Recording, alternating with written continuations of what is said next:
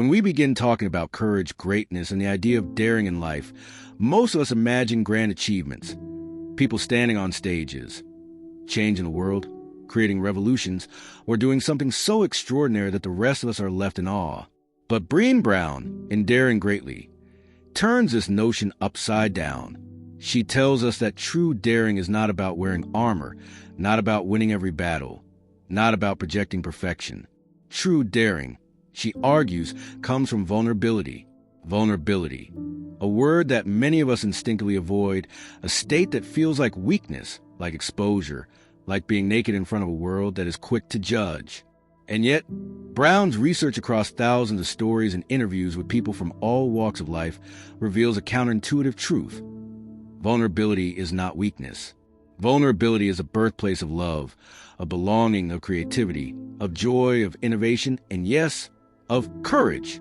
To dare greatly is to show up fully, with our hearts exposed, even when there are no guarantees. This insight is radical because the culture we live in teaches us the exact opposite. From an early age, we are trained to build masks. We are told to hide our fears, to suppress our emotions, to cover up our doubts. Don't cry, be strong, don't let them see you sweat. These are the messages society drills into us.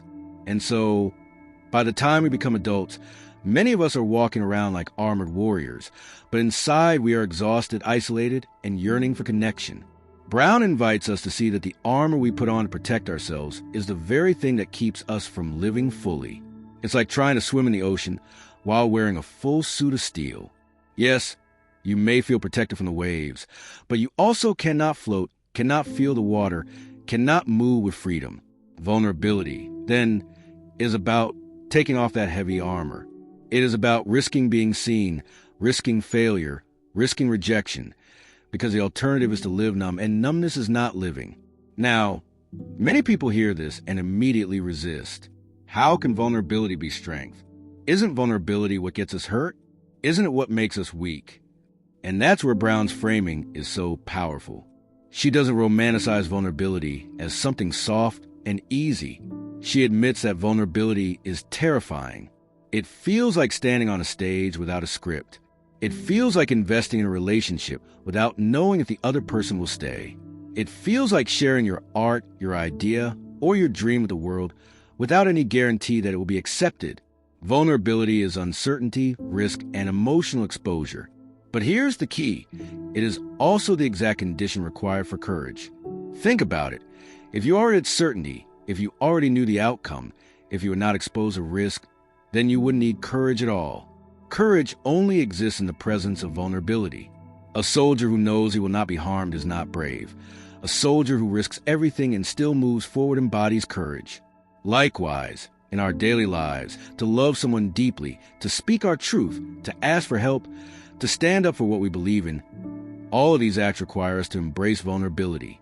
Brown uses Theodore Roosevelt's famous "Man in the Arena" speech as the heart of her book's message.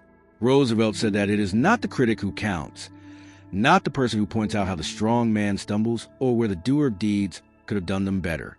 The credit belongs to the one who is actually in the arena, whose face is marred with dust and sweat and blood, who strives valiantly, who errs, who comes short again and again, because there is no effort without error or shortcoming.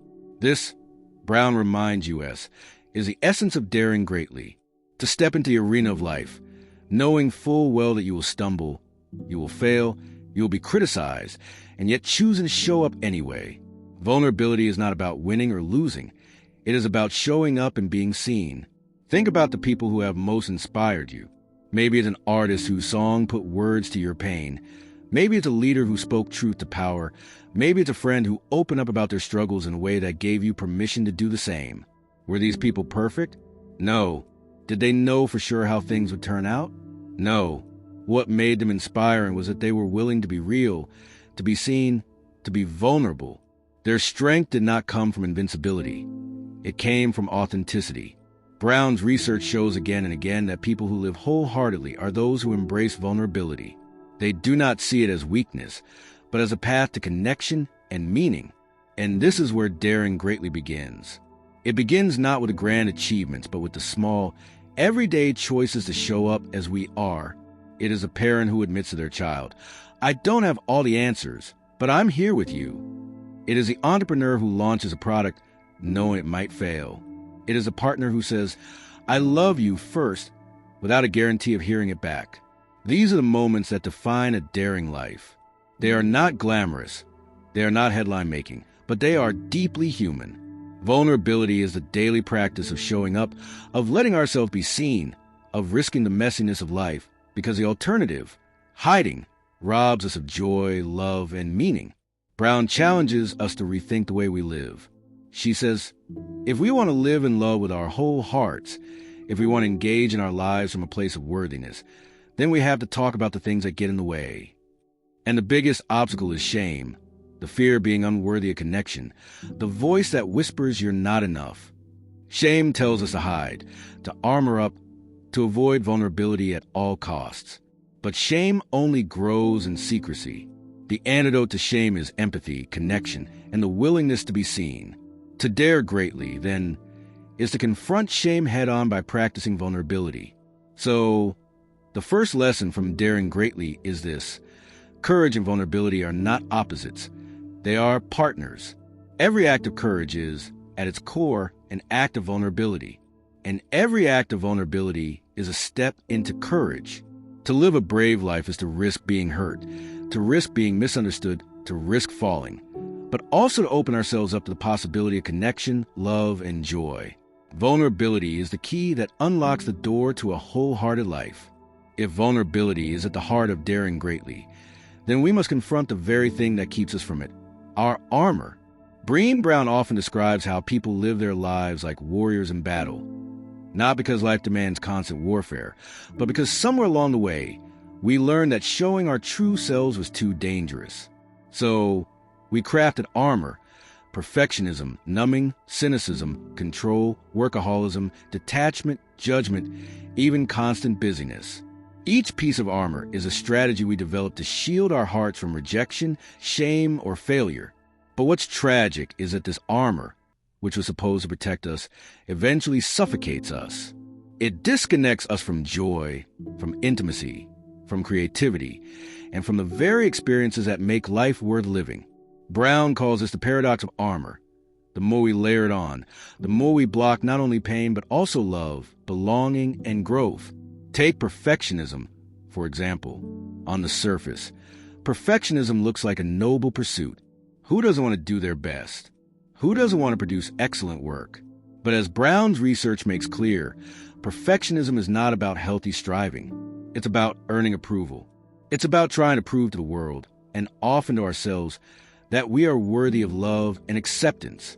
Perfectionism whispers, if I look perfect, if I do everything flawlessly, if I make no mistakes, then maybe, just maybe, I'll avoid the criticism, the rejection, the shame.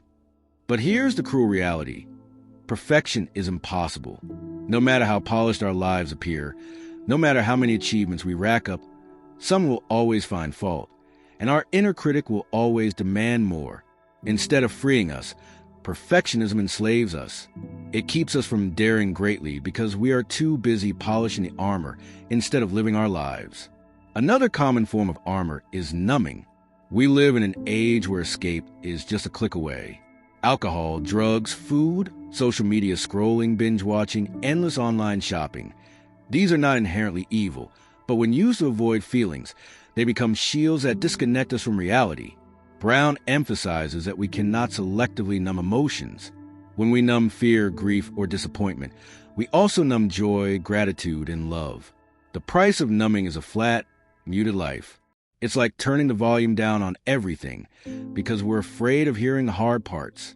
To dare greatly requires us to resist the temptation to numb, to sit with discomfort, to face the rawness of our emotions instead of drowning them. Then there's cynicism and judgment, armor disguised as intelligence. How easy it is to stand on the sidelines, mocking those who risk failure, those who put themselves out there. The cynic says, this will never work. The judge says, I would never embarrass myself like that. But as Brown reminds us through Roosevelt's words, the critic is not the one who counts. Cynicism and judgment may shield us from disappointment, but they also keep us from the arena of life. It's easy to scoff from the bleachers. It's hard to step into the dust and sweat of the arena. When we use judgment as armor, we close ourselves off from growth. True daring requires humility, the willingness to learn, to be wrong, to risk failure in the service of something meaningful. Control is another seductive armor. We convince ourselves that if we can just manage every variable, anticipate every problem, and eliminate every risk, we can avoid pain. But control is an illusion. Life is messy, unpredictable, and full of uncertainty. The harder we grip, the more life slips through our fingers. Control does not create safety. It creates anxiety. The truth is, the only real control we have is over our willingness to show up as we are. Vulnerability asks us to release control, to embrace uncertainty, to acknowledge that life is not a script but an improvisation. And that's terrifying, but it's also liberating. One of the most socially rewarded forms of armor is overwork, the cult of busyness.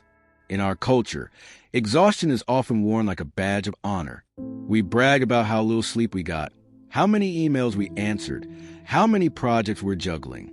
Workaholism allows us to avoid vulnerability by burying ourselves in tasks.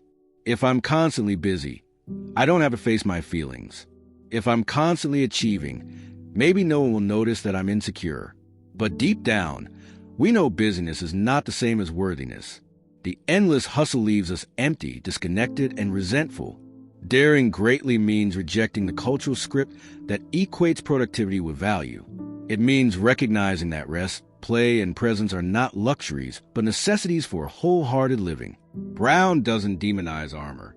She reminds us that these strategies were developed for a reason. At some point in our lives, the armor worked. Maybe as children, we needed perfectionism to earn approval. Maybe we needed numbing to survive pain. Maybe judgment protected us from humiliation. These were adaptive strategies. But as adults, what once protected us now imprisons us. The key is not to hate our armor, but to recognize it, to understand it, and then to make the brave choice to take it off. Taking off the armor does not mean becoming defenseless. It doesn't mean throwing ourselves into every situation without discernment. Rather, it means choosing authenticity over pretense, connection over isolation, and courage over comfort. It means saying, I am willing to be seen as I am, imperfect, flawed, uncertain, because that is the only way to truly live. This is what daring greatly looks like in practice. It's not about eliminating fear. It's about moving forward with fear in hand. It's about trusting that our worthiness is not on the line every time we risk failure. The most profound insight here is that vulnerability is not about removing all protection. It's about dropping the unnecessary layers that prevent intimacy, creativity, and growth. Life will hurt us sometimes. That's unavoidable. But when we armor up against all possible pain, we also armor against joy. And what Brown teaches us is that the cost of that trade-off is far too high. To dare greatly is to risk being hurt in order to fully live. It is to say yes to the richness of life, even when it comes with uncertainty and pain. So the second step in daring greatly is this. Identify your armor. Ask yourself, where do I hide? Where do I numb? Where do I overcontrol? Where do I judge instead of risk connection? Naming these patterns is the beginning of change. Because once you see your armor, you can begin the lifelong, courageous work of taking it off. And when you do, you will find that the world does not end. In fact, you may discover that by removing your armor, you begin to truly live for the first time. If vulnerability is a gateway to courage, then shame is the locked gate that keeps most of us standing outside. Brené Brown calls shame the most powerful master emotion, a deep fear of not being worthy of love, belonging, and connection. Unlike guilt, which says, I did something bad, shame says, I am bad. And this distinction is everything. Guilt can be healthy. It tells us that our actions have consequences and encourages us to repair harm. Shame, on the other hand, attacks the very core of our identity. It whispers, you're not smart enough, not attractive enough, not successful enough, not lovable enough. Over time, these whispers form chains around our hearts, making vulnerability feel unbearable. If daring greatly is about stepping into the arena, then shame is the voice from the stands that tells us we don't even deserve to be there. The tricky thing about shame is that it thrives in secrecy. The less we talk about it, the more power it has over us. And because our culture prizes perfection, competition, and constant comparison, shame finds fertile ground everywhere. Social media, for example, amplifies shame by surrounding us with curated highlight reels of other people's lives. We scroll and think, their kids are happier, their marriage is stronger, their career is more successful, their body is fitter. Every image becomes proof of our inadequacy. Shame tells us, don't show your struggles, don't admit your pain, don't let anyone see the cracks. And so, we hide behind filters and facades. But the more we hide, the more disconnected we become and the more shame thrives. Brown identifies what she calls shame triggers, the specific areas where we feel most vulnerable to the judgment of others. For some, it's appearance and body image. For others, it's parenting, career success, money, sexuality, aging, or health. Wherever we have tied our worthiness to an external standard, shame waits like a predator. And here's the paradox. The only way to silence shame is to do the very thing it fears, to speak out loud, to bring it into the light, to share it with someone who has earned the right to hear it. Shame cannot survive empathy. When we tell someone we trust, I feel like I'm not enough, and they respond, I've been there and you're not alone, shame loses its grip. That moment of connection breaks the cycle. But daring to share shame requires us to dismantle one of the biggest lies of our culture, the lie that worthiness is conditional. We are constantly bombarded with messages that say, you'll be worthy when you achieve this goal, when you earn this much money, when you lose this weight, when you find the right partner, when you're perfect. Brown calls this the hustle for worthiness. It's the exhausting belief that we must constantly perform, achieve, and prove ourselves to earn love and belonging. The truth, however, is radically different. Worthiness is not something to be earned. It is something we are born with. Every single one of us is worthy of love and connection simply because we exist. Nothing we do can increase or decrease that worth. Daring greatly begins with embracing this truth, that we are enough right here, right now. Think about how different our lives would be if we really believed that. If we woke up every day and said, I am enough. Not because we are perfect, not because we never make mistakes, but because being human is enough. Imagine parenting from that place. Teaching children not that they must earn love by excelling, but that they are already worthy of love simply by being themselves. Imagine working from that place, pursuing excellence not out of fear of rejection, but out of joy and curiosity. Imagine loving from that place, offering ourselves fully without constant fear of abandonment. This shift doesn't mean we stop striving, growing, or achieving. It means we stop tying our worth to the outcome. Success becomes sweeter because it's not about proving our value. It's about expressing our gifts. Failure becomes less devastating because it doesn't define who we are. It simply teaches us. Brown introduces the idea of shame resilience, the ability to recognize shame when it shows up, move through it constructively, and emerge stronger. Shame resilience requires 4 key practices: recognizing shame and understanding its triggers, practicing critical awareness, challenging the story shame tells us, reaching out to others, and speaking shame instead of staying silent. Each of these practices demands vulnerability. They require us to name the uncomfortable feelings, to admit we're struggling, to risk rejection by reaching out. But they are the only way to break shame's hold. One of the most powerful insights here is that shame is universal, but it is also deeply isolating. Everyone experiences shame, but when we are in it, we feel like we're the only ones. That isolation feeds the cycle. By normalizing conversations about shame, by telling the truth about our struggles, we not only free ourselves, but also give others permission to do the same. Vulnerability is contagious. When one person dares to remove their mask, it creates space for others to remove theirs. That's why Brown insists that leaders, parents, teachers, and anyone in positions of influence must model vulnerability. To say, I don't have all the answers, or I made a mistake, is not weakness. It is leadership. The connection between shame and creativity is particularly striking. Brown's research shows that shame is a creativity killer. Every time someone hears, that idea is stupid, or don't quit your day job, a little part of their creative spirit shrinks. Many adults walk around convinced they are not creative, not artistic, not innovative. all because shame shut them down years ago. Daring greatly means reclaiming that creativity, refusing to let shame silence our voices. To create is to be vulnerable, because every act of creation risks rejection. But without that risk, nothing new ever enters the world. Every song, every painting, every invention, every book exists because someone dared to risk the shame of being laughed at. Ultimately, the way we respond to shame shapes the quality of our lives.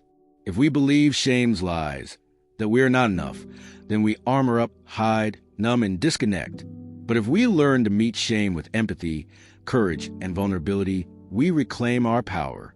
We learn that we are not defined by our worst moments. We learn that our imperfections are not liabilities, but part of what makes us human. And we learn that daring greatly is not about never feeling shame, but about refusing to let shame drive our lives. So, the third step in daring greatly is this: confront shame, name it, share it, dismantle the lie that worthiness must be earned. Because once you embrace the truth that you are already enough, you unlock the freedom to live, to love, to create, and to connect without fear. And that freedom is the soil in which courage grows. At the core of Brené Brown's work lies a concept she calls wholehearted living. It is not a technique, not a quick fix, not a checklist you can tick off and suddenly arrive at. Wholehearted living is a way of engaging with the world from a place of worthiness. It is a decision, practiced daily, to let go of who we think we're supposed to be and embrace who we actually are. And while it sounds simple, it is perhaps the most courageous journey we can take, because to live wholeheartedly requires vulnerability, and to be vulnerable requires trust. Trust in ourselves, trust in others, and trust in the idea that even if we are not perfect, we are still enough. Wholehearted people, according to Brown's research, share certain qualities. They cultivate courage, not the flashy courage of battlefields and boardrooms, but the everyday courage to speak honestly about who they are and what they need. They practice compassion, extending kindness not only to others but also to themselves, refusing to let self-criticism run their lives. And they nurture connection, not through fitting in, which demands we change ourselves to be accepted, but through belonging, which comes when we're accepted for who we really are. Wholehearted people are not fearless. They simply refuse to let fear dictate the terms of their lives. They are not perfect. They embrace imperfection as a mark of authenticity. They are not immune to shame. They are resilient in the face of it. To understand wholehearted living, we must examine the difference between fitting in and belonging. Fitting in is about assessing the situation and adapting yourself to be accepted. Belonging is about showing up as you are and finding acceptance. Many of us confuse the two. We work tirelessly to fit in, to wear the right clothes, say the right things, pursue the right goals, believing that if we can just blend in, we'll finally feel at home. But Brown reminds us that true belonging only happens when we present our authentic selves. Anything else is a counterfeit. When we betray who we are in order to gain acceptance, the acceptance we receive is hollow. It's not us they love, it's the mask. Wholehearted living calls us to risk rejection by showing up as ourselves, because only then can true belonging exist. This is especially important in the age of social media, where curated images and highlight reels tempt us to measure our lives against illusions. The comparison trap is one of the greatest obstacles to wholehearted living. Comparison says, you're falling behind, you don't measure up, you're not enough. But the antidote to comparison is authenticity. When we embrace who we are, our quirks, our imperfections, our unique journey, we free ourselves from the exhausting race to keep up. Wholehearted living invites us to shift from asking, what will people think of me, to am I being true to myself? That shift is liberation. Brown also emphasizes the role of gratitude and joy in wholehearted living. We often think joy is something that comes after we have achieved security, success, or certainty. But joy is not a reward. It is a practice, and gratitude is the foundation of that practice. Brown found in her research that people who live wholeheartedly consistently practice gratitude, not as a vague attitude, but as a concrete habit. Keeping gratitude journals, voicing thanks, pausing to savor simple moments. Gratitude doesn't eliminate vulnerability, it reframes it. Instead of waiting for the other shoe to drop, wholehearted people choose to dwell in the richness of the moment. This is daring greatly. To let yourself feel joy even though you know it is fleeting. To open yourself to love even though loss is inevitable. Vulnerability does not diminish joy. It makes it possible. Connection is another cornerstone of wholehearted living. We are hardwired for connection. From the moment we are born, we are dependent on others not just for survival, but for meaning. Every human being longs to be seen, heard, and valued. Yet in a culture obsessed with independence and self-sufficiency, we often view connection as weakness. Brown's research flips this on its head. She shows that disconnection is one of the most painful experiences we can endure, while true connection is one of the most healing. And the gateway to connection is vulnerability. You cannot form real intimacy without risking rejection. You cannot truly love without the possibility of heartbreak. But when we dare to connect, when we let others see us as we are, the reward is belonging. One of the most profound insights in Daring Greatly is that connection is not built through perfection, but through shared humanity. When we share our struggles, when we admit our fears, when we allow ourselves to be imperfect, we give others permission to do the same. Vulnerability creates a bridge. Brown often says, "What makes you vulnerable makes you beautiful." It is the very cracks in our armor that allow others to see into our hearts. Wholehearted living, then, is not about constructing flawless facades, but about embracing the messiness of life together. And yet, wholehearted living requires boundaries. Vulnerability does not mean oversharing with everyone indiscriminately. It means sharing our authentic selves with people who have earned the right to hear our stories. Boundaries protect our dignity. They allow us to be open without being exploited. Brown is clear. Not everyone deserves a seat at our most vulnerable table. Part of Daring Greatly is discerning who has shown themselves trustworthy, who respond with empathy, who holds our stories with care. Vulnerability without boundaries is not courage, it is desperation. Wholehearted living balances openness with discernment. Living this way is not easy. It demands daily practice. It means catching ourselves when we slip into perfectionism, numbing comparison, or shame. It means choosing gratitude when fear tempts us to brace for disaster. It means pausing to connect when busyness lures us into isolation. Wholehearted living is not a destination, but a path. One that requires intention, mindfulness, and courage. But the rewards are immeasurable. Deeper love, greater creativity, authentic connection, and a sense of belonging that cannot be taken away. So the fourth step in Daring Greatly is this: embrace wholehearted living. Cultivate courage, compassion, and connection. Choose authenticity over fitting in. Practice gratitude and joy.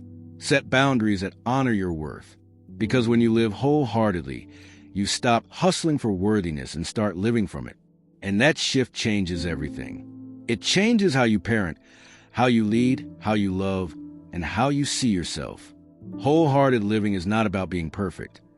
It is about being present, vulnerable, and brave enough to be yourself in a world that constantly tells you to be someone else. When we think of vulnerability, we often imagine in the realm of personal life, relationships, parenting, love, and friendship. But Brené Brown makes it clear that vulnerability is just as essential in professional life, in leadership, and in the cultures we build at work, school, or even in our communities. In fact, she argues that the absence of vulnerability in these spaces creates toxic environments, while the presence of it creates innovation, trust, and resilience. Leaders who dare greatly are those who reject the myth that they must always have the answers, always appear strong, and always project certainty. Instead, they cultivate cultures where people are free to speak up, to take risks, to admit mistakes, and to bring their full selves to the table. Vulnerability, in this sense, becomes not just a personal practice, but an organizational strategy. One of Brown's key insights is that vulnerability and innovation are inseparable. Every new idea, every bold invention, every creative solution begins as a risk.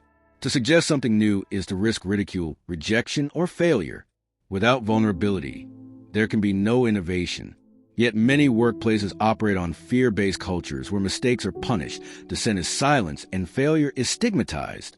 In such environments, people retreat into safety. They play small, keep their heads down, and stick to what is known. The result is stagnation.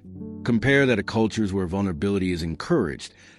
People are willing to pitch wild ideas, to experiment. to learn from failure, to share credit, and to admit what they don't know. These are the cultures that thrive in a rapidly changing world. Leadership, therefore, is not about eliminating uncertainty, but about modeling how to navigate it. A daring leader does not pretend to have every answer. Instead, they say, "I don't know, but I'm willing to figure out with you." They do not hide mistakes, but own them, showing others that failure is not fatal. They do not demand perfection, but encourage progress. Vulnerability in leadership builds trust, and trust is the foundation of any effective team. People don't follow leaders who are perfect. They follow leaders who are real. Brown shares countless stories from her research where leaders who practice vulnerability transform their organizations. One CEO, for example, chose to admit during a company crisis that he didn't have all the answers but was committed to working alongside his team to find solutions. Instead of eroding confidence, his honesty built trust. Another leader shifted a toxic culture by encouraging employees to share failures openly, framing them as learning opportunities rather than career-ending mistakes. Over time, the company became more innovative, more resilient, and more collaborative. In each case, the willingness to embrace vulnerability reshaped the culture. But vulnerability in leadership is not without challenges. Many leaders fear that being vulnerable will undermine their authority. They worry that if they admit uncertainty, people will lose respect. Brown addresses this directly. Vulnerability is not about oversharing or being weak. It is about being authentic and human. Authority does not come from pretending to be invincible. It comes from being trustworthy. Trust grows when leaders are transparent, when they keep their word, when they listen, and when they create spaces where others feel safe to do the same.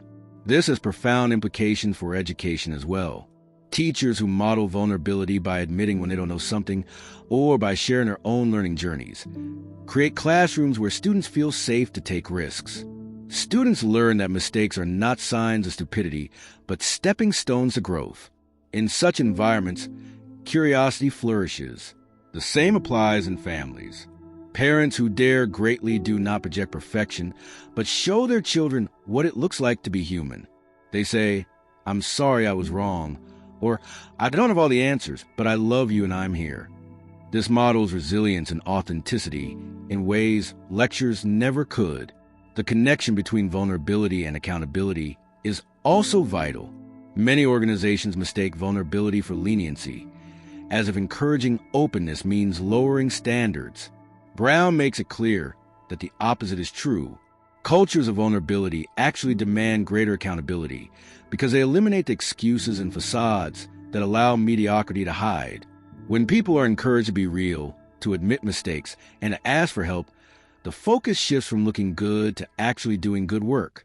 Accountability becomes a shared responsibility rather than a punishment. In this way, vulnerability strengthens performance. Another dimension of vulnerability in culture is diversity and inclusion.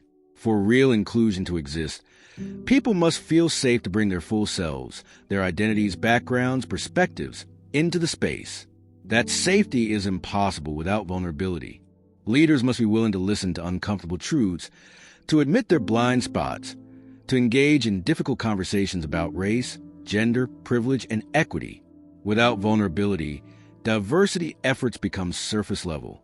With it, they become transformative. Vulnerability allows organizations to confront systemic issues, to hear marginalized voices, and to co-create cultures where everyone belongs.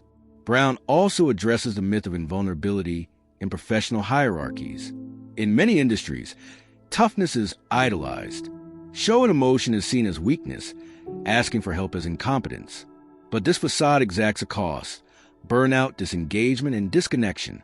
Employees who feel they must constantly armor up eventually become exhausted or detached. Vulnerability, by contrast, creates environments of psychological safety. People feel free to speak up, to challenge ideas, to ask for support. And psychological safety, as research shows, is one of the strongest predictors of team performance. What's striking is how vulnerability reframes courage in these contexts.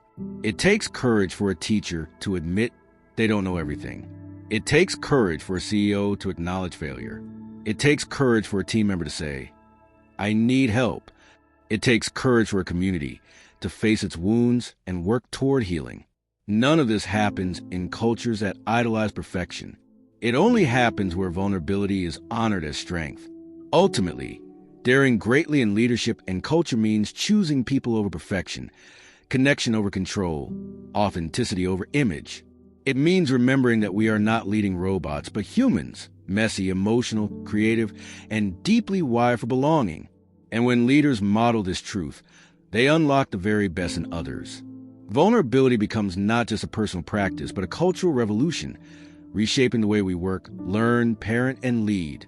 So the fifth step in daring greatly is this: bring vulnerability into your leadership and your culture. Create spaces where failure is not fatal, where honesty is safe, where curiosity is rewarded, and where people are free to be human. Because when vulnerability is absent, fear rules. But when vulnerability is present, courage, trust, and innovation thrive.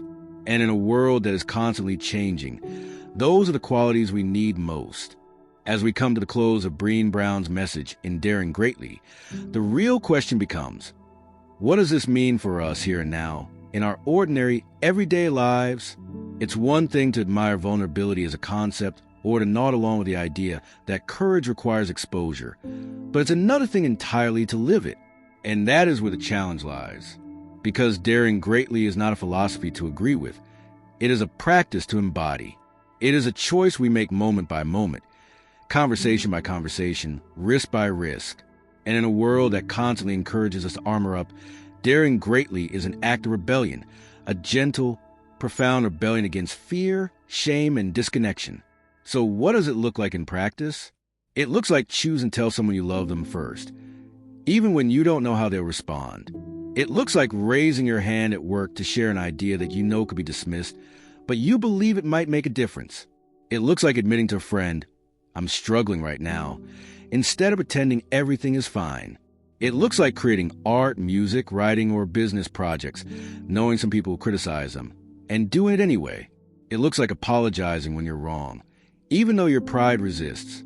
It looks like parenting with honesty, not pretending to be flawless, but showing your children what it means to be human. Daring greatly doesn't require a spotlight. It requires presence. It requires honesty. It requires heart. And yes, it will be messy.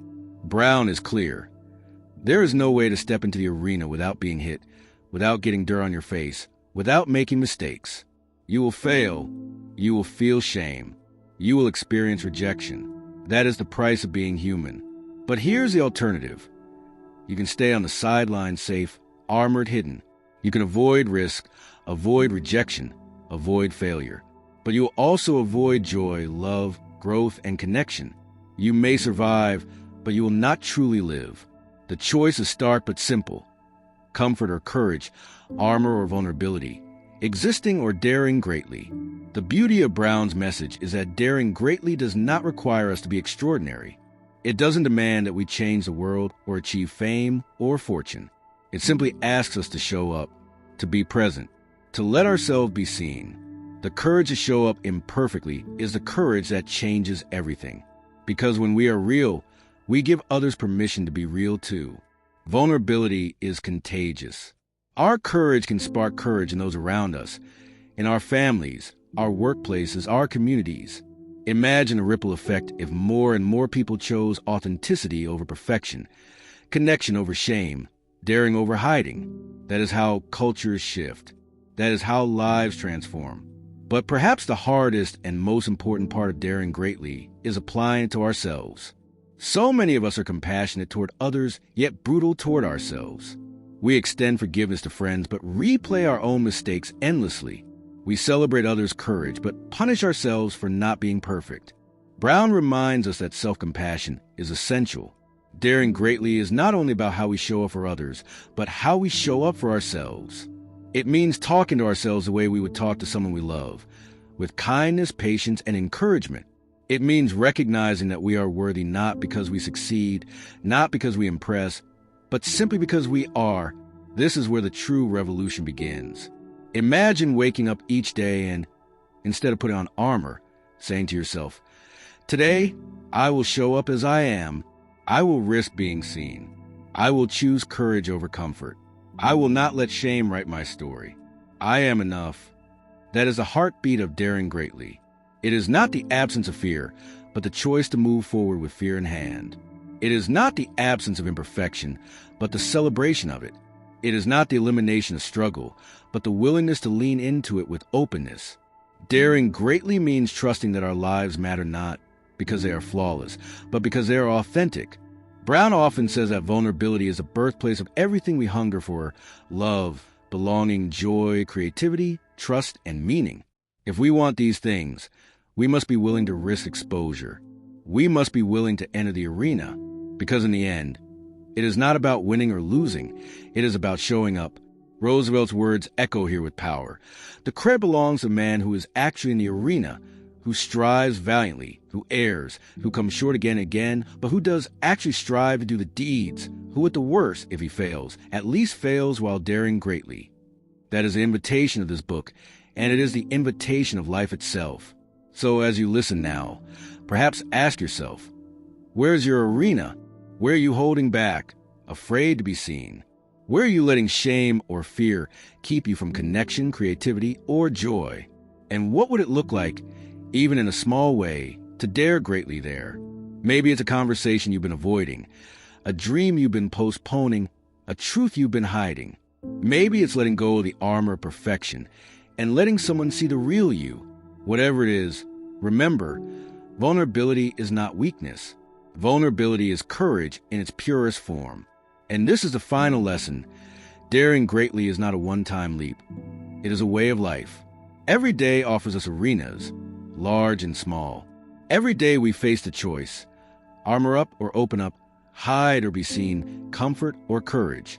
Every day we can choose to live not from fear, but from love, not from shame, but from worthiness. And when we make that choice, imperfectly, haltingly, sometimes clumsily, we find that our lives expand. We find connection, meaning, and joy. We find ourselves fully alive. So, here is the invitation Brené Brown extends to all of us. Step into the arena. Show up. Be seen. Live with courage. Dare greatly. Because your life, your heart, your story, they are worthy of being lived fully, vulnerably, and bravely. And the world needs them now more than ever.